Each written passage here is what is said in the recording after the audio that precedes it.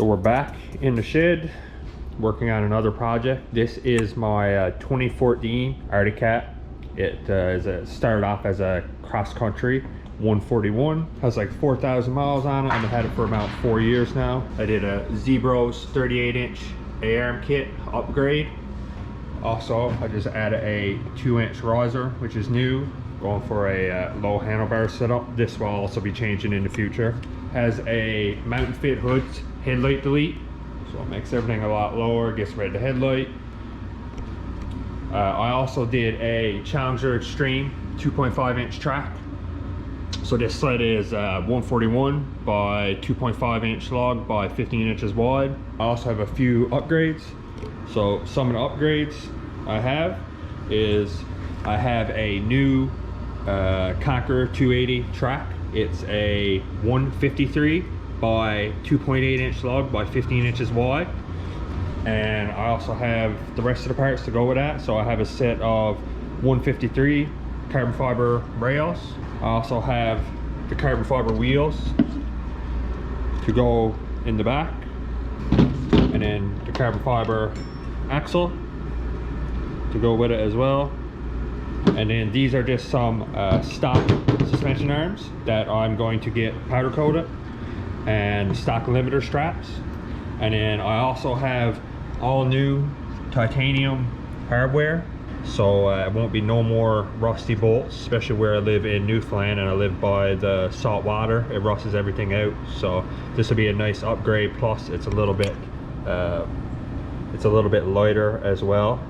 The axle kit also has all titanium hardware with it. I also have new Fox shocks. These are the 1.5 QS3Rs. So this is the front rear track shock, and it has the QS3 for the 3 different settings. I also have the rear shock to match this, but it's in my sled right now.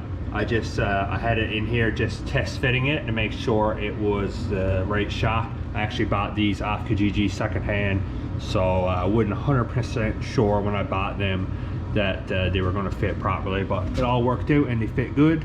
As you can see, this is why I'm upgrading to titanium bolts. Not only do I lose weight, but I won't have to deal with this rustiness. So that's pretty much it for the sled upgrades. For now, just going to be working on changing out this track and getting this skid assembled. I'll probably be doing this video over the course of a few weeks, because I have to send these arms up to get powder coated. Along with, for the CR, we also have to get these parts powder coated. This is the last few pieces for the bike. Once I get those parts powder coated, this bike will be completely done, besides stickers and that chain guard. So I have the sled all apart, have the chain case all took apart on this side, have the brake and the secondary clutch took apart, and it's all out. There's the drive shaft, and here is the old track next to the new track. So you can see a little bit difference in the length. This is a 141 compared to a 153. The one on the left is a 2.8-inch lug, and the one on the right is a 2.5-inch. See the difference in the lug, 2.5 compared to a 2.8. This is a 141 Challenger Extreme 2.5 full clipped, which means there is a metal clip everywhere in this track. The other track is only half clipped. Also, this track has a center window and has bigger side windows to make the track lighter compared to this one. So even though this is a 153 compared to a 141, the 153 track weighs 43 pounds and the 141 track weighs 52 pounds. So we're actually losing weight going to a 153 from the 141 track. So it'll be a lighter weight setup, along with all the carbon fiber and the titanium. We should lose a little bit of weight out of the rear, plus some rotational mass. So here's a cool little test. Here is the same bolt to bolt my skid in. This is the old skid bolt versus the new titanium one. So here is the regular skid bolt at 48 grams. And now back to 0. Put the titanium one on there. 28 grams. So that is the difference in titanium versus other one. So I'm just working on the suspension now. This is actually the Sox 141 suspension out of my sled. I have one carbon fiber rail bolted into it because I need to drill some new holes for the limiter strap. I need to drill a new hole for this shaft. I need to drill a hole for this shaft here. I also need to drill a hole for this shaft, and I need to drill a hole for this little stop. And then you can see the difference between a 141 to a 153 rail. It's really not that much. It's about 5 inches, 5.5 inches. So I'm just gonna get this rail mocked up, get the holes drilled, and then when I get this one drilled, I'll put the stock rail back on and do the other side. So this is the NexTech carbon fiber axle with titanium bolts and the NexTech carbon fiber wheels, and we're just going to weigh this assembly.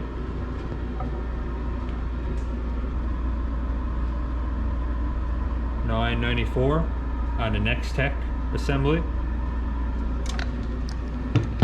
So this is my 2014 stock Arctic Cat assembly with a aluminum axle, plastic wheels with steel bolts. This is just stock setup.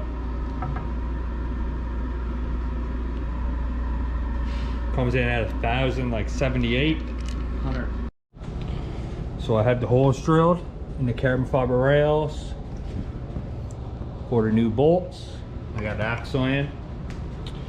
Now we're just going to throw this skid and bolt it up into my snowmobile to make sure everything like moves correctly and the geometry is right. So we're just gonna throw this skid in and see how it fits.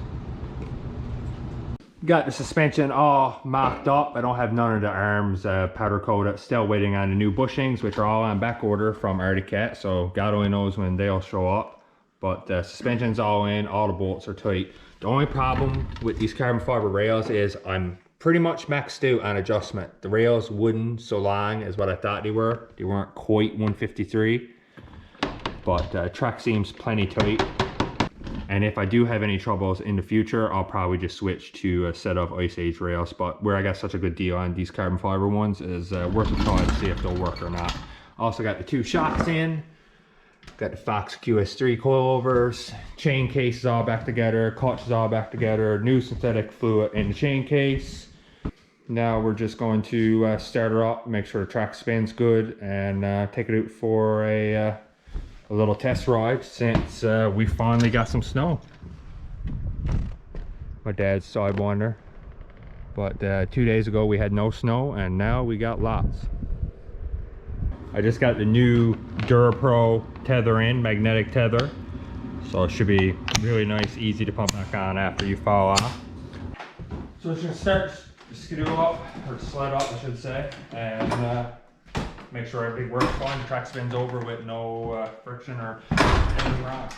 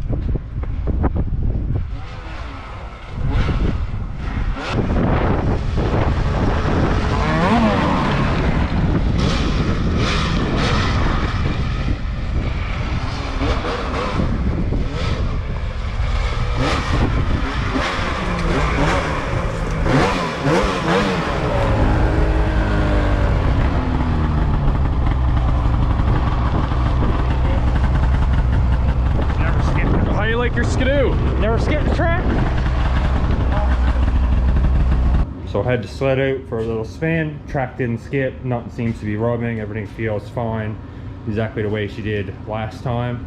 Also put my dad's machine in, 2018 Sidewinder. This Sidewinder has the spare gas tank in the rear of her, built in, which is 144. 46. That's it. Fuck. We got some snow in the last couple days. I say Friday we'll be heading up for a hills run, test out the new track. I also have some more upgrades on the way for the sled, for like handlebar setup and steering posts and that. But there's going to be another few weeks before I get those parts, maybe a month, because everything is on back order. Anyway guys, till next time.